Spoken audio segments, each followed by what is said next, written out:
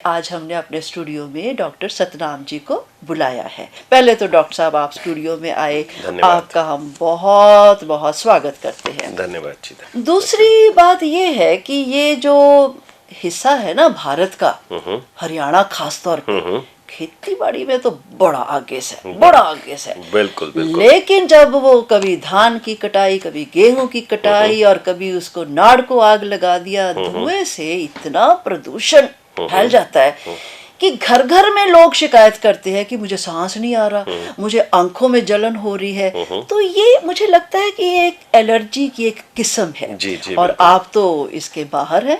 मुझे पता है कि आप एलर्जी को जड़ से उखाड़ सकते हैं। तो मैं आपसे ये पूछना चाहती हूँ, पहले तो आप ये विस्तार से बताइए कि ये किस तरह की बीमारियां हैं जिनका आप सही इलाज करते हैं। आज के समय में प्रदूषण जो है, हवा में प्रदूषण है, बिल्कुल, मिट्टी में प्रदूषण है, पानी में प्रदूषण है। क्योंकि वातावरण में कोई भी पोल्यूशन है तो सबसे ज्यादा फर्क पहले किस पे पड़ेगा?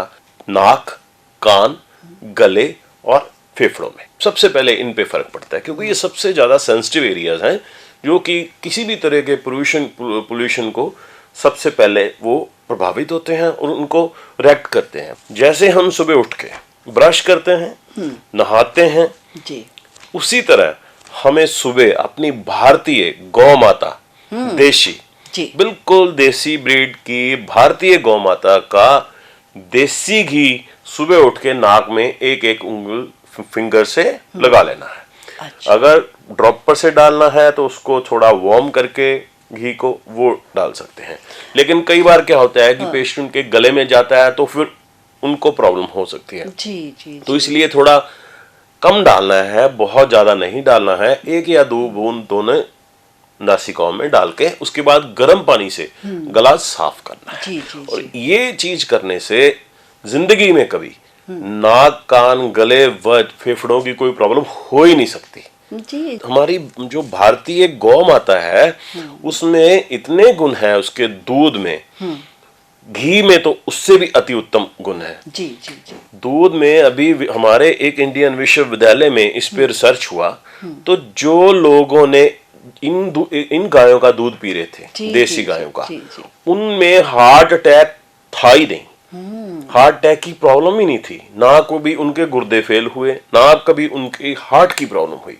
तो हमारे विश्वविद्यालय की रिसर्च ये कहती है कि ये भाई अपनी भारतीय गौ माता का दूध जो है सबसे उत्तम है और स्वास्थ्यवर्धक है। जैसे हमारे लिए हमारी माँ का दूध है, जिसमें कि जब बच्चा छोटा होता है 1-2 हफ्ते में हमारे शरीर की रोग प्रतिरोधक शक्ति बिल्कुल नहीं होती। उस टाइम में माँ का दूध ही हमें बाहर के एनवायरनमेंट से बचा के रखता है। तो ये दूध में हमारे शरीर के लिए एंटीबॉडीज हैं। और गाय माता का दूध, गौ माता का दूध भी माँ की तरह ही दूध हमारे लिए बना हुआ है। तो ये एक नाक में घी कवच का काम करता है, कवच बचा लेता है। और इसको हमारे भारतीय विश्वविद्यालय ने भी माना है, हमारे आयुर्वेद में भी लिखा हुआ है। और इसको अब अमेरिकन जो है स्टडीज वो तो बैठ जाते हैं। अगर कोई आयुर्वेदिक लेक्चर, हम पीछे स्विट्जरलैंड में लेक्चर देने गए तो वो एलर्जी के ऊपर हमारा लेक्चर था ज्यूरिक में। ज्यूरिक वहाँ की बहुत बड़ा शहर है। तो वहाँ गोरे पेन कागज लेके बहुत क्यूरियसली, मतलब बड़े आश्चर्यजनक वो लिखते हैं, उस पर फिर रिसर्च करते हैं कि ये डॉक्टर जो बोल रहे हैं, जो इनकी पैथी में लिखा हुआ है, वो बहुत बार आगे भी सच हो चुका है। टीवी पे बोल रहे हैं गाय का घी नाक में डालो, और तो लोग डालेंगे और लोगों के फोन आएंगे अपने आप की, भाई हजारों लोगों के फोन आते हैं कि भाई मेरा तो ठीक हो गया, ये प्रॉब्लम इससे ठीक हो गई। फिर उसके बाद हमारे पास वो एलर्जी का प्रॉपर इलाज कराने भी आते हैं, तब भी बताते हैं। एलर्जी के अलावा इसके और फायदे ये हैं, कंधों के ऊपर जितने रोग हैं वो होते नहीं कभी। जैसे गर्दन, सर्वाइकल किसी का हो तो नाक में घी डालना शुरू कर दो। आंखों की रोशनी कम हो, नाक में घी डालना शुरू कर दो। नाक में घी डालते रहो तो सारी उम्र आपके फेस पे ग्लो जो है वो बहुत बढ़िया ग्लो रहेगा, चमकता रहेगा। आपको क्रीम्स, केमिकल लगाने की जरूरत ही नहीं पड़ेगी। ये जो नाक की प्रॉब्लम है, इसमें प्रदूषण की वजह से या एग्रीकल्चरल खेती बाड़ी जो लोग करते हैं, गेहूं की कटाई के वक्त या जो धान की कटाई के वक्त, उस टाइम जो धूल मिट्टी उठती है जी, जी। उससे नाक में जब जाती है, नाक की झिल्ली में, तो वो जाके वहां पे एलर्जी उत्पन्न करती है, छींकें आनी शुरू हो जाती हैं। पेशेंट्स कई बार 10-10, 20-20 इकट्ठी छींकें आती हैं। जी। सुबह उठता है पेशेंट, उनको छींकें आनी शुरू हो गई, और ये यहाँ से रेशा बनता है, और रेशा जो आगे नाक, कान, गले और छाती में जाके प्रॉब्लम्स क्रिएट करता है। पंखे के नीचे बैठे तो नाक बंद हो गया, नाक बंद हो जाता है। थोड़ा सा ठंडे सर्द गर्म हुआ तो नाक बंद हो गया। तो ज्यादातर इन पेशेंट्स में जिनमें एलर्जी की प्रॉब्लम है नाक, कान, गले की, जी, जी, जी। गले में रेशा टपकता है। उनको लगता है कि जैसे दिमाग से रेशा गिर रहा है। होता क्या है कि नाक का ही रेशा जो बना हुआ है, क्योंकि सभी अंग ये वाले कनेक्टेड है।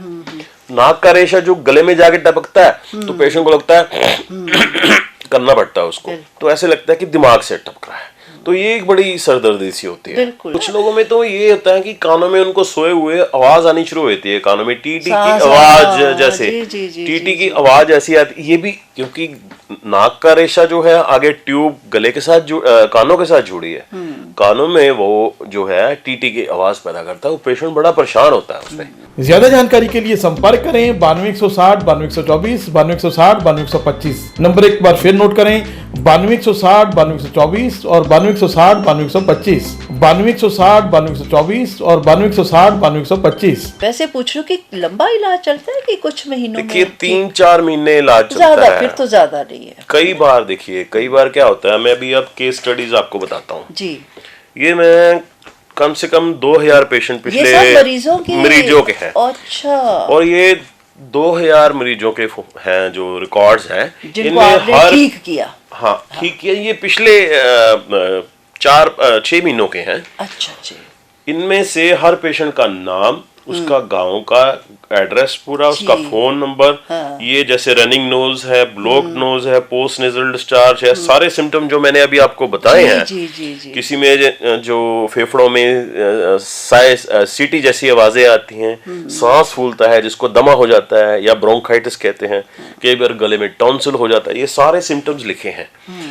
पहले महीने हमने कौन सी दवा दी, उससे कितना रिलीफ मिला, दूसरे महीने कितनी दवा दी, कौन सी दवा दी, उससे कितना रिलीफ मिला, कितने महीने किसका कितना कोर्स चला। सही बात। तो इनमें से कोई भी ऐसा पेशेंट नहीं है जो बिल्कुल ठीक नहीं हुआ, सबका इलाज जड़ से ही हुआ है। एक है कि एक जो पेशेंट है बलवंत सिंह मोगा से, जी, जी। उनका वीडियो भी है जो उन्होंने बोला है कि मेरे को कैसे आराम आया, लेकिन वो अच्छा। हम उनकी परमिशन के बिना जन तक नहीं कर सकते। ठीक है। ये पेशेंट आप देखिए, ये पिछले साल 4 यानी कि 4 अप्रैल को इसका पीएनएस जो है, इसका जो स्कैन करवाया था उसने, जिसमें उसके लेफ्ट एंट्रोनेजल पॉलिपोसिस आप देख सकते हैं, दर्शक भी देख सकते हैं। जी, जी, जी, जी। लेफ्ट एंट्रोनेजल पॉलिपोसिस यानी कि पॉलिप्स नाक में बने हुए हैं, एंट्रोनेजल। अच्छा। फिर एथमोइडल साइनस के भी, ethmoidal and left frontal polyps, okay. यहां तक उसके पॉलिप्स पहुंचे हुए हैं दिमाग की तरफ तक। सारा भरा हुआ है मांस के टुकड़ों से।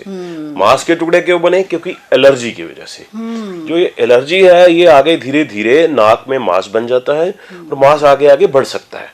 तो ये केस तो लाखों में एक होता है। तो इस केस में अब मैं आपको दिखाता हूँ, ये उसकी रिपोर्ट्स हैं, ये उसके हाथों का लिखा हुआ है कि मैं कैसे ठीक हुआ। इसका वीडियो भी है हमारे पास। जी, जी, मैं देख तो रही हूँ। ये वाला इनकी रिपोर्ट है, ये थी 4/4/2007 की।